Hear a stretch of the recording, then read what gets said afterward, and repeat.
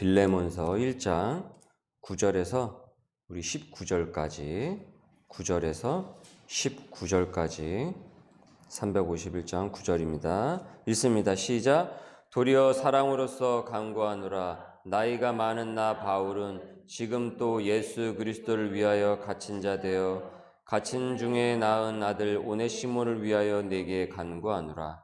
그가 전에는 내게 무익하였으나 이제는 나와 내게 유익함으로 내게 그를 돌려보내노니 그는 내 신복이라. 그를 내게 머물러 있게 하여 내 복음을 위하여 갇힌 중에 내 대신 나를 섬기게 하고자 하나 다만 내 승낙이 없이는 내가 아무것도 하기를 원하지 아니하노니 이는 너의 선한 일이 억지같이 되지 아니하고 자의로 되게 하려 함이라. 아마 그가 잠시 떠나게 된 것은 너로 하여금 그를 영원히 두게 함이리니 이후로는 종과 같이 대하지 아니하고 종 이상으로 곧 사랑받는 형제로 돌 자라. 내게 특별히 그러하거든 하물며 육신과 주 안에서 상관된 내게라. 그러므로 내가 나를 동역자로 알진대 그를 영접하기를 내게 하듯 하고 그가 만일 내게 불의를 하였거나 내게 빚진 것이 있으면 그것을 내 앞으로 계산하라. 나 바울이 친필로 쓰노니 내가 갚으려니와 내가 이외에 내 자신이 내게 빚진 것은 내가 말하지 아니하노라. 아멘. 빌레몬서는 그 여러 성경의 여러 책 중에서 그 아주 독특한 면이 있어요. 일단 여러분 보시다시피 몇 장입니까? 딱 한 장이죠. 딱 한 장이죠. 그래서 가장 짧은 책 중에 하나입니다. 성경에서 나오는. 그리고 한 사람을 위한 서신입니다. 한 사람을 위한 서신이다. 무슨 말인가 하냐면 사도 바울에 의해서 이 빌레몬서가 쓰여졌는데 다른 바울 서신들과 달리 한 사람을 위해서 한 사람에게 보낸 서신입니다. 한 사람을 위해서 한 사람에게 보낸 서신이다. 사도 바울의 이 동역자이기도 한 이 빌레몬에게 보내졌다고 해서 이제 빌레몬서라고 하는데 이 편지를 보낸 목적은 그의 종, 빌레몬의 종 오네시모에 얽힌 문제 때문이었습니다. 이 오네시모라는 사람은 당시 신분으로서 종이었습니다. 노예였어요. 근데 그런 그가 로마로 도망을 가버리는 초유의 사건이 벌어지게 된 것이에요. 노예가 도망을 갔다. 그러면 그때서부터 이제 그는 어떻게 되는 것입니까? 소설 뿌리에 나오는 그 쿤타키테처럼 그냥 도망자 신사가 되는 것이에요. 추노 아시죠? 그것처럼. 그러니까 잡히면 죽거나 아니면은 심한 매질을 당하고 더 비참한 신세로 전락이 되는 것입니다. 그 노예상을 그린 여러분 뭐 소설이나 뭐 영화, 뭐 드라마에서 그런 거 이제 언뜻 많이 보시지 않았습니까? 그래서 뭐 어떤 분위기인지는 여러분이 더 잘 아실 거예요. 자, 그리고 이 오네시모가 그냥 도망만 간 것이 아니라 자신의 주인인 이 빌레몬에게 이 물질적인 손해까지 입히면서 도망을 간 거예요. 그 손해를 이제 꽤 크게 끼쳤던 것 같아요. 그러니까 뭐 돈을 들고 도망을 갔는지 아니면은 뭐 이 주인의 중요한 그 어떤 일, 뭐 사업권을 망쳤는지 여튼 곱게 도망간 것이 아니라 하여튼 큰 사고까지 치고 도망을 간 거예요. 이 오네시모가. 자, 그렇게 로마로 도망을 갔다가 거기서 공교롭게 이 바울을 만나게 됩니다. 사도 바울을 만나게 돼요. 그리고 그로부터 복음을 이제 이 오네시모가 전해 듣게 됩니다. 여느 노예처럼 무시를 받으면서 비참함을 달고 살던 그가 이 사도 바울을 만나고 지금까지 듣도 보도 못한 신비한 이 복음의 소리를 경험하고 그래서 회심한 그리스도인이 돼요. 이 오네시모가. 전에는 어디로 튈지 모르는 이 사고 뭉치처럼 그런 사고 치고 다니는 그런 사람이었지만은 이제 복음을 듣고 진실한 그리스도인이 된 것이죠. 이 사도 바울을 만나고 여기서. 그리고 오네시모의 이 과거를 알고 있던 사도 바울은 이제 그 오네시모의 문제를 풀기 위해서 함께 고민을 하다가 그가 지금 도망친 그 도망자 신사 아닙니까? 예. 그러다가 사도 바울을 만난 것 아니에요. 그래서 이제 얘기를 하다가 이제 그의 문제를 이제 알게 된 거죠. 사도 바울이. 그래서 이제 그 문제를 함께 풀기 위해서 막 고민을 하다가 그의 주인인 빌레몬이 글쎄 사도 바울과 친분이 있었던 거예요. 친분만 있었던 것이 아니라 이 빌레몬이 오네시모의 주인이 빌레몬이 사도 바울에게 복음의 빚을 졌던 복음의 빚까지 졌던 사람이었어요. 그래서 빌레몬으로서는 사도 바울이 아주 고마웠던 사람이었던 거예요. 여러분 무슨 이런 인연이 다 있습니까? 어떻게 참 이런 인연이 다 있겠어요. 그 안에 하나님의 섭리가 다 있었다고 우리는 보게 되는 것이죠. 자, 그래서 바울은 적극적으로 빌레몬에게 편지를 보냅니다. 자, 그리고 그 내용의 주는 무엇이냐면 이 오네시모를 그리스도의 사랑으로 용서를 해줄 것을 요청을 한 거예요. 이 사도 바울이. 신약의 여러분 바울 서신들은요 아주 논리적이에요. 수사학적입니다. 그리고 그 복음을 전하는 논리가 아주 예리해요. 이 로마서를 이렇게 쭉 보지 않습니까? 그러면 여러 번 읽게 되면은 이 감복을 하게 됩니다. 감탄하게 됩니다. 복음에 이르게 되는 그 과정을 아주 논리적으로 아주 설득력 있게 기록을 했어요. 이 로마서 말씀이. 그래서 이 로마서를 성경의 노른자라고 표현을 한단 말이에요. 성경의 노른자. 그리고 이 로마서하고 쌍둥이 서신처럼 같이 딸려오는 게 바로 이 갈라디아서 말씀인데 이 로마서와 갈라디아서 말씀을 보면 아주 깊단 말이에요. 그래서 보게 되면 그래서 여러분이 로마서하고 갈라디아서 말씀을 체계적으로 쭉 보셔야 돼요. 그래야 온전히 이 복음이 무엇인지에 대해서 이해를 하게 돼요. 자, 그런데 빌레몬서에는 그런 심오하고 뭐 어려운 교리나 신학적 내용이 전혀 없습니다. 전혀 없어요. 그런 게 없고 비참한 벌을 받을 수밖에 없는, 그래서 때에 따라서는 처형을 면치 못할 이 노예의 죄를 용서하고 급기야 더 이상 노예가 아닌 그리스도 안의 형제처럼 이 종을 용납하고 품어주라라고 하는, 그래서 그리스도 안의 형제처럼 받아들여 달라라는 사랑과 화해의 메시지만 있습니다. 여기 빌레몬서에는. 여러분 노예제도가 있던 당시 사회상에서는 종이 주인으로부터 도망을 쳤다라는 것은 이건 결국 주인이 맘먹기에 따라서 바로 이렇게 참수에 처할 수 있었던 그런 아주 살벌한 사회였단 말이에요. 이때 당시의 사회상이. 여러분 지금으로부터 2000년 전이에요. 2000년 전. 여러분 지금 우리나라 200년 전만 여러분 시계를 거꾸로 돌려서 생각을 해보세요. 그때는 조선시대 아닙니까? 후기 아닙니까? 근데 엄연히 양반과 천민이 다 존재하던 그런 시대 아니었어요? 노비가 다 존재하던 시대 아니었습니까?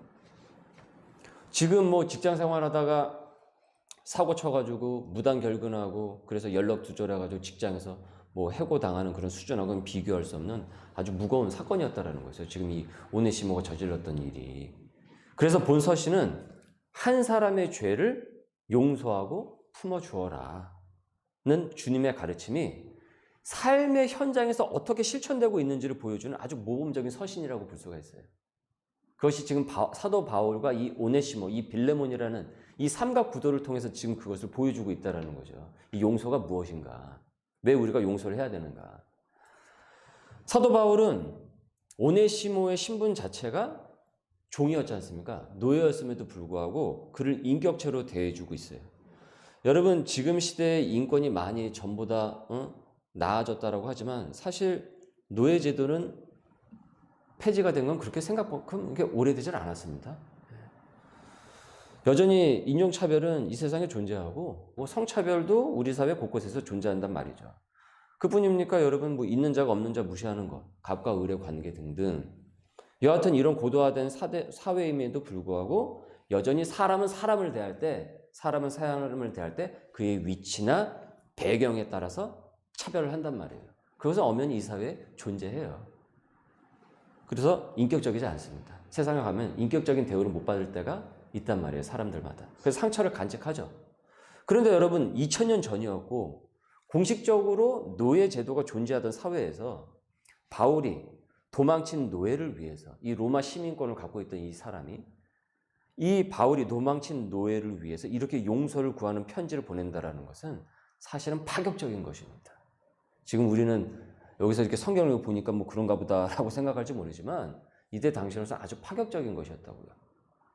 그리고 오네시모를 그냥 용서만 하는 것이 아니라 우리와 같은, 우리 형제들과 같은, 당시의 그리스도인 형제들과 같은 그리스도인으로서 격상을 시켜서 지금 빌레몬에게 전하고 있는 것이죠. 여러분 16절을 보십시오. 이후로는 종과 같이 대하지 아니하고 종 이상으로 곧 사랑받는 형제로 둘 자라. 내게 특별히 그러하거든 하물며 육신과 주 안에서 상관된 내게라.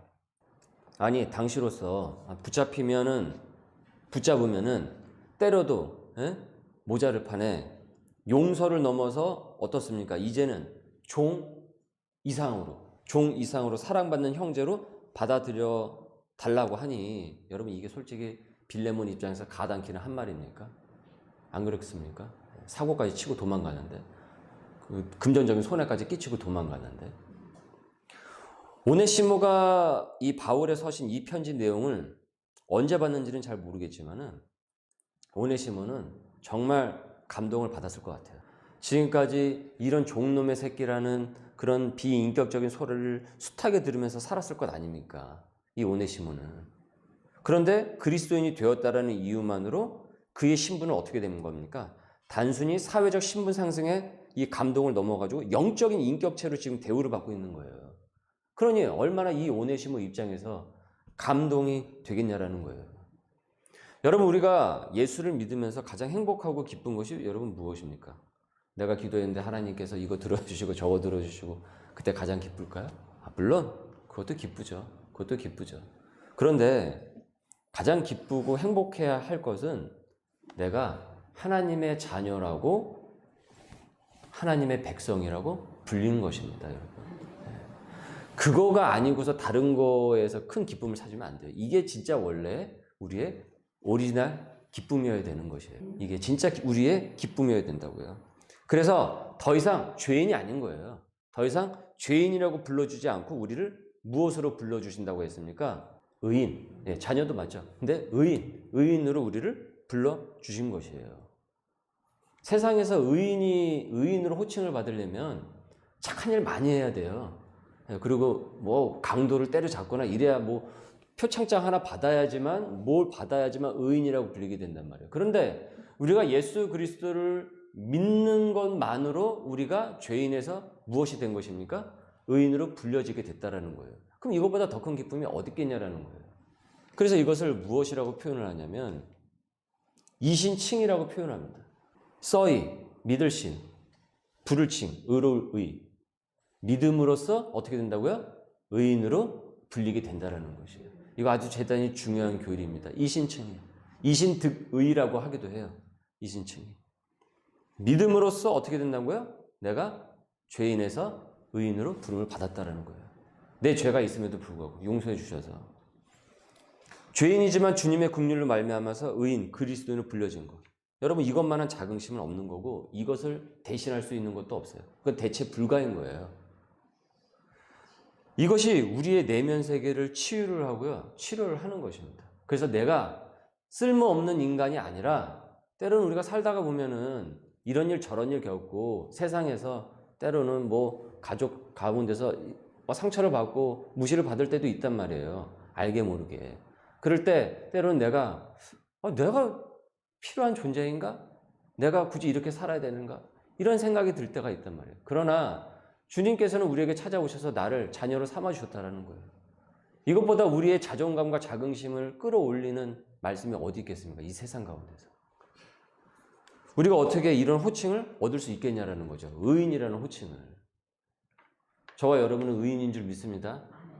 민망해 하시는 것 같은데 의인인 줄 믿습니다.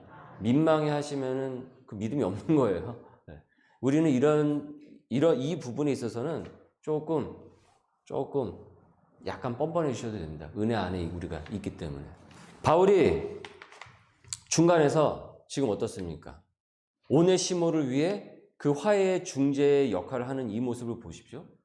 흡사 예수님께서 죄인인 우리를 십자가에서 그 죄를 대신 짊어지심으로 말미암아서 어떻습니까? 죄로 인해서 끊어졌던 하나님과 우리의 관계를 회복시켜 주는 것을 상기하고 있죠. 상기시키고 있죠. 그래서 18절 말씀을 보세요. 한번 다 같이 읽겠습니다. 18절 시작. 그가 만일 내게 불의를 하였거나 내게 빚진 것이 있으면 그것을 내 앞으로 계산을 하라. 바울이 다 내 앞에 달아놓으라. 다 내 앞에 달아놓으라 라고 합니다. 내가 대신 그를 위해서 할 수 있는 한 최대한 어떻게 하겠다고요? 지불하겠다라는 거예요. 그 값을. 대신 그것을 갚아주겠다라는 거예요. 여러분, 오네시모는 그것을 갚을 수 있는 능력이 있습니까? 없습니까? 없어요. 없어요. 그는 없어요. 도망친 노예거든요. 도망자거든요. 그가 할 수 있는 것이라고는 빌레몬에게 용서를 진심으로 구하는 것 외에는 없어요. 아무것도 할 수 있는 게 없어요. 아무리 그가 용서를 구한들 그의 잘못이 없어지는 것은 아니라는 거죠. 그리고 빌레몬이 여러분 뭐가 이쁘다고 용서를 구했다고 해가지고 그냥 그를 용서를 해줄 수가 있겠습니까? 이쁜 구석이 하나도 없는데 그가 밉상인데 게다가 지금 사고치고 도망까지 갔는데 잘못했습니다 용서해 주세요 이런다고 해서 사실 여러분이 빌레몬 입장이 된다고 한다면 그런 용서해 주고 싶은 마음이 쉽게 생기겠냐라는 거죠. 어차피 빌레몬 입장에서는 자기가 돈을 지불하고 산 노예 신분인 사람인데 뭐가 아쉬워서 용서까지 하고 게다가 종의 신분을 넘어서 형제처럼 그를 대해주겠냐라는 거예요. 이 빌레몬이 천사가 아닌 이상 이게 쉽게 나올 수 있는 반응이 아니잖아요. 그렇게 오네시모는 그는 자신의 잘못을 면제를 받을 수 있을 만한 여건이 전혀 되지를 못해요. 빌레몬이 천사 같은 사람이 되어서 그를 용서해 주지 않는 이상 그는 용서받지 못할 사람인 거예요. 이 오네시모는. 하지만 그 중간에 지금 누가 있습니까? 누가 있습니까? 바울이 있죠. 바울이 지금 있는 거죠. 빌레몬은 바울에게 복음의 빚을 지은 사람이에요. 그 빚이 어떤 빚인지는 여기 본문에 분명히 나와 있지 않기 때문에 우리가 알 수는 없어요. 그래서 두 사람 사이에 어떤 일이 있었는지 우리는 알 수는 없지만은 분명 바울에게 고마운 그 빚이 있는 거예요. 이 빌레몬이. 바울은 빌레몬에게 결국은 이 얘기를 하고 있는 거예요. 나를 봐서라도 용서해 줄 수 없겠니? 라고 지금 요청을 하고 있는 겁니다. 나를 봐서라도 용서해 줄 수 없겠냐. 오네시모가 용서받을 자격이 돼서 용서를 받는 것이 아니에요. 누구에 의해서 용서를 받고 있는 겁니까? 바울에 의해서 오네시모가 빌레몬에게 용서를 받고 종의 신분을 넘어서 지금 그리스도의 형제로까지 지금 받아들여지고 있다는 것이에요. 여러분, 우리는 죄성이 가득하단 말이에요. 그래서 하나님과 어떻게 됐다고 그랬습니까? 성경 보니까 원수가 되었다라고 그랬어요. 우리는 원수가 되었어요. 그 죄 때문에 하나님과 원수가 되었어요. 그래서 우리가 아무리 용서를 구한들 실은 우리는 그 죄를 면책을 받을 수가 없는 거예요. 면책을 받을 수가 없어요. 이쁜 구석이 없어요. 밉상이란 말이에요. 밉상이라고요. 지은 죄가 너무 많거든요. 알게 모르게. 그런데 그 중간에서 우리의 죄값을 누가 지불을 하신 것입니까? 예수님께서 지불을 하신 거예요. 그래서 그 막힌 담을 원수가 된 그 막힌 담을 하나님과 우리가 원수가 되어서 멀어졌단 말이에요. 근데 그 막힌 담을 어떻게 했다고요? 에베소서 말씀에서 보니까 그 막힌 담을 허물으셨다라는 거예요. 그 역할을 예수 그리스도께서 하셨다라는 거예요.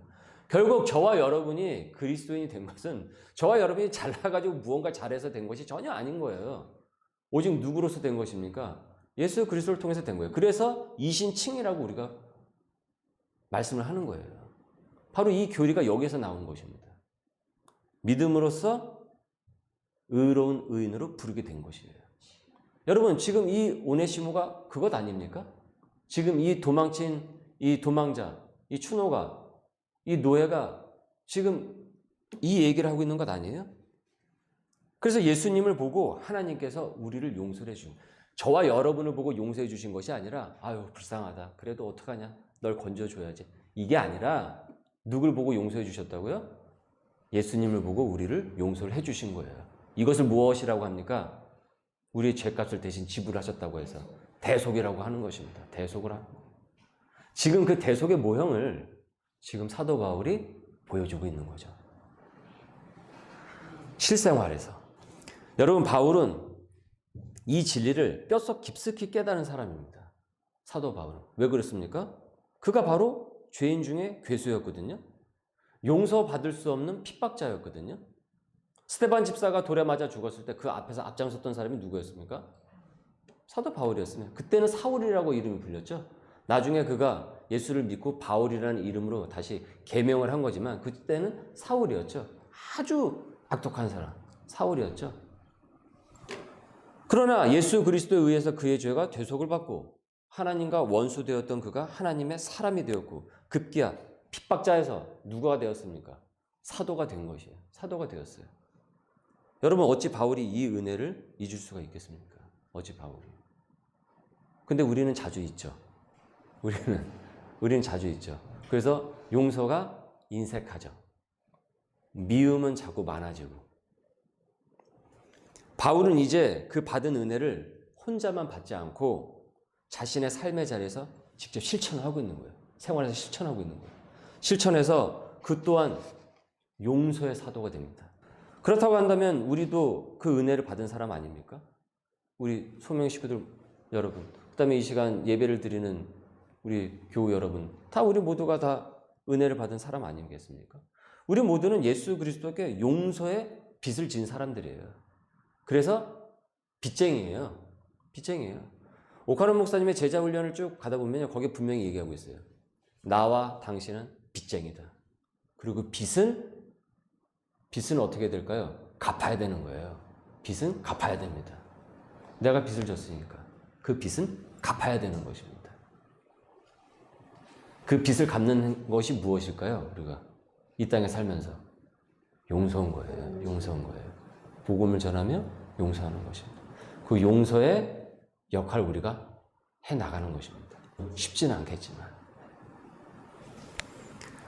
여러분, 용서는 그 사람이 이뻐서가 아닙니다. 여러분, 이 용서를 오해를 하시면 안 돼요. 그 사람이 이쁘고 불쌍해가지고 그래서 우리가 막 용서하는 마음이 막 생기고 그런 거 아닙니다. 그 사람 보면은 용서가 안 되죠. 그게 됩니까? 나한테 한 짓이 있는데 내가 다 알고 있는데 뒤에서 뭐라고 얘기했는지 다 알고 있는데 내가 용서가 안 되죠. 그 사람 보면은 밉죠. 얄밉죠. 얄궂죠. 저는 빌레몬이 오네시모가 미웠을 것 같아요. 되게 미웠을 것 같아요. 손해를 굉장히 크게 끼치고 도망간 거예요, 지금. 굉장히 큰 사고를 치고 도망갔단 말이에요. 그리고 여러분, 그렇게 손해를 끼치고 도망갔어요. 그런데 사도 바울로부터 무엇이 도착했습니까? 편지가 도착을 했어요. 그리고 그 일을 용서를 해주면 안 되겠냐고 지금 이 얘기를 하고 있단 말이죠. 여러분, 마음먹기에 따라서 여러분 이런 마음을 생각할 수가 있어요. 뭐냐면 저놈이 바울한테 알랑방구를 껴가지고 지금 나한테 편지를 보내게 만들었구나. 그렇게 생각할 수 있지 않습니까? 야, 저런 약사 빠른 놈 같으니라고. 바울을 통해서 지가 지은 죄를 저렇게 딱 빠져나가려고 해? 그렇게 볼 수 있는 것 아닙니까? 보기로 작정을 한다고 하면. 그러나 빌레몬은 그렇게 받아들이질 않았습니다. 필시그는 처음에는 사고치고 도망간 오네시모가 미워서도 그 또한 어떻습니까? 그리스도의 은혜로 구원받았음을 깨달았기 때문에, 깨달은 사람이기 때문에 바울의 편지를 통해 마음을 고쳐먹고 그를 용서를 해준 것입니다. 오네시모의 근거를 두어서가 아니라 바로 그리스도께 구원의 빚을 진 은혜 때문이었습니다. 또한 바울에게 진 복음의 빚 또한 이것을 더 깊게 깨닫게 해주었던 것이죠. 오늘 말씀을 여러분 적용할 수 있기를 바랍니다. 내가 지금 빌레몬과 같은 상황에 혹시 놓여져 있다고 한다면 나는 어떤 선택을 해야 할까요? 나는 어떤 선택을 해야 하겠습니까? 내가 이해와 관용으로 그리스도의 사랑을 나눌 지체가 누구입니까? 오늘 말씀은 이 설날에 우리에게 묻고 있어요. 내가 그리스도께 구원의 빚을 진 생명임을 나는 알고 있는가? 내가 누군가에 의해서 용서받은 적이 여러분도 있으시죠? 그러면 하나님께서 내가 이제는 어떻게 하기를 원하실까? 어떻게 살기를 원하실까? 어떤 마음으로 살기를 원하실까? 마태복음 5장 46절입니다. 너희가 너희를 사랑하는 자를 사랑하면 무슨 상이 있으리요? 세리도 이같이 아니하느냐? 아니, 나 좋아하고 나 사랑하는 사람만 사랑해주면 아니 그게 무슨 진정한 사랑이겠냐. 야, 그거는 야, 예수 안 믿는 세리들도 그거 하고 있는 것 아니냐? 매국노라고 막 하고 있는 그 사람들도 하고 있는 것 아니냐? 지금 예수님께서 그 얘기를 하는 거예요. 야, 그렇게 너희들 좋아하는 사람만 좋아하고 사랑하는 사람만 사랑하고 너희들한테 잘해주는 사람한테만 친절하고 베풀고 그러면 야, 그거는 세상 사람들도 다 하는데 그럼 너희들에게 하늘나라에 무슨 상이 있겠냐? 너희하고 저 사람들하고 예수 믿지 않는 사람은 무슨 차이가 있겠니? 그 얘기를 하고 계신 거예요, 예수님께서. 설 명절에, 오늘 어떻게 주일이 또 설 명절이 이제 되었습니다. 설 명절에 이제 식구들이 모이지만은 사실 또 설 명절이요, 그간 쌓인 식구들의 감정이 폭발하는 장이 되기도 합니다. 그래서 또 잘 모이지도 않아요. 막 피하기도 하고. 요즘 또 코로나가 한번 와가지고 또 핑계가 아주 또 큰 핑계가 하나 생기기도 했죠. 그래서 가족끼리 부모가 밉고요, 자식이 밉고요, 형제 자매가 미워요, 배우자가 미워요, 그리고 친족이 미워요. 그런데 명절이니까 이제 모이긴 모여야 되는 거죠. 모이긴 모이는데 그러다가 어떤 얘기가 한번 이렇게 탁 튀어나오게 되면은 감정의 본물 터지듯이 터집니다. 그래서 명절이 싸움터가 되기도 합니다. 원수가 멀리 있는 게 아니라 때로는 가족 사이에, 친족 사이에 있어요. 가까운 사이에 있어요. 친구 사이에도 있고. 얼굴만 봐도 밉고 꼴보기가 싫어요. 하지만 여러분, 성경은 그 식구들을 보고 그 대상을 보고 용서하는 것이 아니에요. 우리가 누굴 보고 용서하는 것입니까? 그리스도 보고 예수님 보고 우리가 용서할 수 있는 거예요. 그렇기 때문에 그게 가능한 거지. 아니, 어떻게 그 사람 보고 그게 되겠냐 이거예요. 내가 지금 받은 상처가 얼마나 많은데. 그게 많은데. 그리스도 보고 용서할 것을 전하고 있습니다. 우리가 용서를 받았기 때문에 용서할 수 있는 것입니다. 용서할 수 있는 거예요. 여러분, 목사도요, 섭섭하게 하는 교인들 미워하기 시작하면은 한도 끝도 없습니다. 한도 끝도 없어요. 그럼 교회가 엉망이 되는 것입니다. 이런 얘기, 저런 얘기가 계속 돌아다니고, 그러니까 진짜 복음은 없어지고 그 안에 미움만 있는 거예요. 용서는 없고. 그렇게 될 수 있어요. 물론 이제 우리 교회는 뭐 그런 일이 아직은 없지만은 어쨌든 우리가 언제나 하나님의 말씀을 사모하면서 나아갈 때, 우리의 교회를 주님 앞에서 읽어 나갈 때 이런 것을 우리는 항상 말씀하면서 우리 스스로를 비춰볼 수 있어야 되는 것입니다. 그래서 예수님께서는 복음의 전령으로 부름을 받은 우리가 그 은혜 때문에 우리가 미움 대신 무엇과 무엇을 갖는 것입니까? 용서와 긍휼을 갖는 것입니다. 저는 오늘 말씀을 이렇게 쭉 묵상하면서 오히려 이 설날에 우리에게 주시는 이 말씀이, 이것이 결국 우리에게 이 용서의 사도가 되어서 그곳을 하나님의 복음의 공동체로 만들어 가라고 우리를 보내신 것이 하나님께서 우리에게 뜻하신 바가 아닌가 생각해요. 그리고 그 출발은 어디서 시작이 되어야 되겠습니까? 우리의 가정에서 시작이 되어야 되는 거죠. 아니, 우리 가정에서 그게 안 되는데 어떻게 피도 안 섞은 사람들한테 그게 가능하겠어요? 직장 동료에게 가능하고 친구들한테 가능하겠습니까? 성경에 나오지는 않는데 그 1차 자료들이 있어요. 성경에 쓰여졌을 때 당시에 그 비슷한 시기에 그 자료들이 있습니다. 그 1차 자료들 중에 교부 이그나티우스의 에베소에 보낸 서신이라는 그 자료가 있어요. 그래서 거기에 자료에 보면은 오네시모가 언급이 돼요. 오네시모라는 사람이 언급이 돼요. 그런데 거기에 의하면 오네시모는 에베소의 감독으로 소개가 됩니다. 에베소의 감독. 그 에베소 교회를 전체를 관장하는 감독으로 소개가 되고 있어요. 사고치고 도망친 일개 노예가 그렇게 해서 그래서 추노로서 전락할 수 있는 그 노예가 용서로 말미암아서 어떻습니까? 그리스도의 사랑을 가진 두 사람, 사도 바울과 빌레몬, 이 두 사람의 통로를 통해서 진정 다른 영혼을 또 세우는 초대 교회의 유력한 감독이 되었습니다. 오늘 이 예배를 통해서 주님께서는 우리에게 바울처럼 빌레몬처럼 용납하는 그리스도인을 말씀하고 있습니다. 여러분, 그 용납이 있을 때 우리를 통해서 하나님께서는 또 다른 오네시모를 살리고 세우시는 것입니다. 여러분, 우리 식구 중에 오네시모가 되는 거예요. 또 다른 오네시모가 세워지게 되는 것입니다. 하나님께서 나를 바울과 빌레몬으로 보내셨습니다. 그리고 나도 전에 오네시모였잖아요. 여러분, 개구리가 올챙이 쪽을 생각하지 못하면 그걸 사자성어로 뭐라고 합니까? 배은 망덕이라고 합니다. 우리가 이신칭의 이 은혜를 입었는데, 아니, 나는 용서받을 거 다 받아놓고서, 나는 용서에 인색하다고 한다면, 우리가 주님 앞에 갔을 때, 무슨 상이 있으리요? 너희를 좋아하고, 너희를 사랑하는 사람만 사랑하면, 너에게 무슨 상이 있겠니? 저와 여러분, 우리 소명의 식구들은 하늘나라에서 큰 상을 받을 수 있길 바랍니다.